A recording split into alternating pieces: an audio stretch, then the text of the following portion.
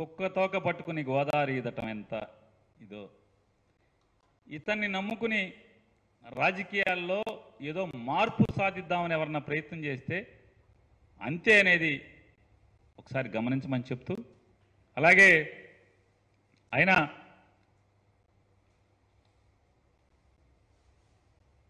ఎన్ని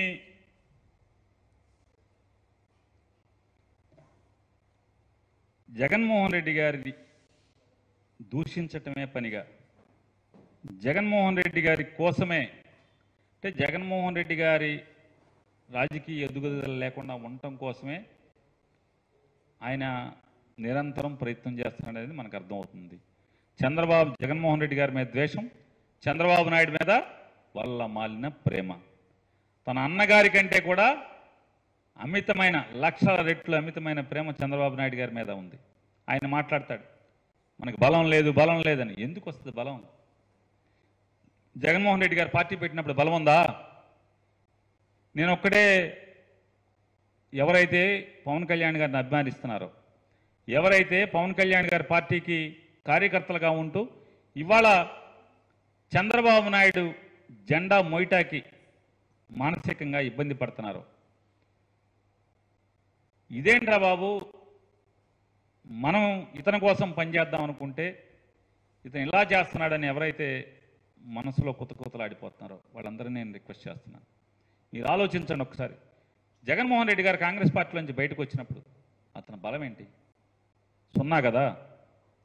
అతని దగ్గర ఎవరున్నారు? అతనితో ఎంతమంది ఎమ్మెల్యేలు ఉన్నారు? ఎంతమంది ఎమ్మెల్యేలను గెలిపించుకున్నాడు? ఎవరు లేరు కదా. తను వాళ్ళ అమ్మగారితో ప్రయాణం మొదలుపెట్టారు కదా. విజయమ్మ గారు ఎమ్మెల్యేగా, జగన్మోహన్ రెడ్డి గారు ఎమ్మెల్యేగా, ఎంపీగా, జగన్మోహన్ రెడ్డి గారు ఎంపీగా, విజయమ్మ గారు ఎమ్మెల్యేగా వాళ్ళిద్దరు ప్రయాణం మొదలుపెట్టారు కదా. ఇవాళ 2014లో జగన్మోహన్ రెడ్డి గారు ముఖ్యమంత్రి అవ్వగలిగాడా? అవ్వలేదు కదా. 67 సీట్లే కదా వచ్చింది. ప్రతిపక్ష నాయకుడిగా ఉన్నాడు కదా. ఏమైంది?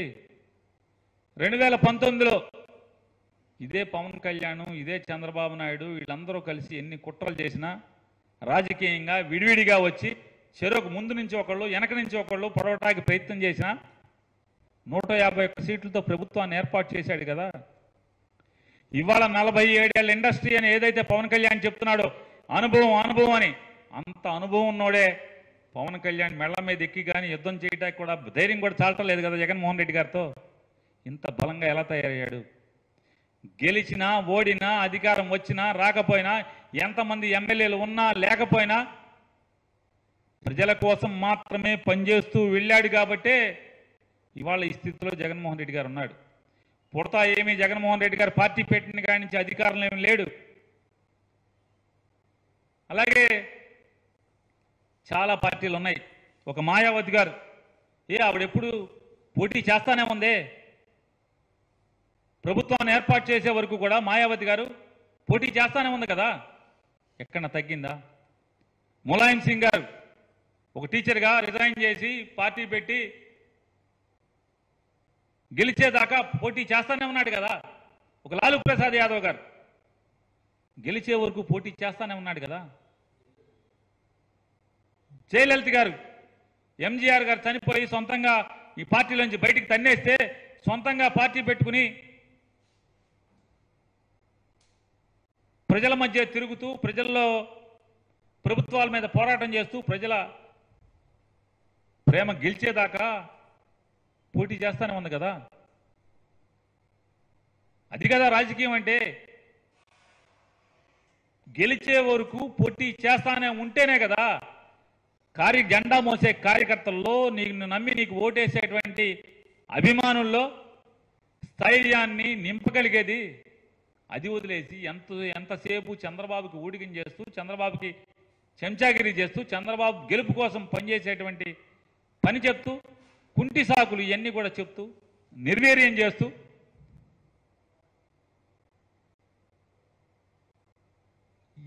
అంటే మన జెండా మోసి మనం నమ్ముకున్న మన బొమ్మ మోసేవాడిని ఆత్మస్థైర్యాన్ని కించపరిచే రీతిలో మాట్లాడే నాయకుడు ఎవడన్నా దొరుకుతాడా భారతదేశంలో కాదు ఈ ప్రపంచంలో? అవన్నీ మానేసి మళ్ళొకసారి పవన్ కళ్యాణ్ చెప్తున్నాం, నువ్వు 24 సీట్లు కూడా తీసుకోవద్దు. ఏమీ తీసుకోకుండా చంద్రబాబుకి పోటీ చేయి. మాకేంటి, చంద్రబాబుకి పని చేయి. నువ్వు సమాధానం చెప్పుకోవాల్సింది నిన్ను ప్రశ్నించే, నిన్ను అభిమానించే, నీ హితవు కోరే, నీ మేలు కోరే వాళ్ళకి తప్పితే జగన్మోహన్ రెడ్డి గారికి, వైఎస్ఆర్ కాంగ్రెస్ పార్టీకి కాదు అనేది ఒకసారి గుర్తుపెట్టుకోమని. అలాగే నువ్వు చంద్రబాబు నాయుడు ఇద్దరూ కలిసి పరిపాలన చేసినప్పుడు కూడా బాగా రోడ్ల మీద పాలు పోసి జాగ్రత్తగా పాలన్నీ కూడా ఎత్తి బాగా కాసుకుని పాలు దాగి, టీ దాగి, కాఫీ తాగేవాళ్ళు. అదే రకంగా ఈ ప్రభుత్వంలో కూడా జరుగుతున్నది గమనించి గుర్తుంచుకున్నందుకు, చెప్పినందుకు నిన్ను మంచిగా బాగా గమనించామని చెప్పని చెప్తూ, ఈ రాష్ట్రంలో పేదల పక్షాన, ఈ రాష్ట్రంలో పేదరికం పోగొట్టటానికి ఏ కులంలో పుట్టినా పేదవాడి ఇంట్లో పేదరికం పోగొట్టటానికి ఏకైక మార్గమైనటువంటి విద్యా ఉద్యమాన్ని భుజానికి ఎత్తుకున్నటువంటి జగన్మోహన్ రెడ్డి గారిని మరొక 10 కాలాల పాటు గనక మనం కాపాడుకోగలిగితే మాత్రమే ఈ రాష్ట్రంలో ఖచ్చితంగా పేదరికం పోతుంది అనేటటువంటిది అక్షర సత్యమని మరొకసారి రాష్ట్ర ప్రజలందరికీ కూడా చెప్తూ, ఆరోగ్యం ఇంట్లో ఎవరికన్నా అనారోగ్యం వస్తే అప్పులు పాలయ్యే స్థితి నుంచి ఆ బారిన పడకుండా, అప్పుల బారిన పడకుండా చేయగలుగుతున్నది జగన్మోహన్ రెడ్డి చేసే ప్రయత్నాన్ని ఒకసారి గమనించమని చెప్తూ, అలాగే పశు పక్షులకు కూడా సొంత గూడులో ఉండాలనేటువంటి ఆకాంక్ష ఎలా ఉంటుందో, మనిషిగా పుట్టిన ప్రతి మనిషికి కూడా చచ్చేలోపు ఒక్క రోజన్నా సొంత ఇంట్లో బతికి చచ్చిపోవాలనేటువంటి తీరని కోరికగా లక్షల కుటుంబాల్లో ఉన్నటువంటి ఆ కోరికని తీర్చే ప్రయత్నం చేసిన వాడు జగన్మోహన్ రెడ్డి గారు. కాబట్టి మీ ఇంట్లో మేలు జరిగితే మాత్రమే మరొకసారి తన గురించి మంచి మాట పక్కవాడికి చెప్పమని, తనను ఆశీర్వదించమని చెప్పేటువంటి జగన్మోహన్ రెడ్డి గారు కావాలా? ఏం చేస్తారో మనకి చెప్పకుండా 2014 నుంచి 19 దాకా వారిద్దరూ కలిసి పరిపాలించినటువంటి పాలన గురించి ఒక్క మంచి మాట కూడా చెప్పుకోలేనటువంటి వారిద్దరూ జగన్మోహన్ రెడ్డి మీద విషం చిమ్ముతూ పెత్తందారుల పక్షాన భుజం కాస్తున్న వారిద్దరి మాటలు నమ్ముతారా? ఆలోచించుకోమని మంచి నిర్ణయం తీసుకోమని కూడా రాష్ట్ర ప్రజలందరూ కూడా విజ్ఞప్తి చేస్తున్నాం.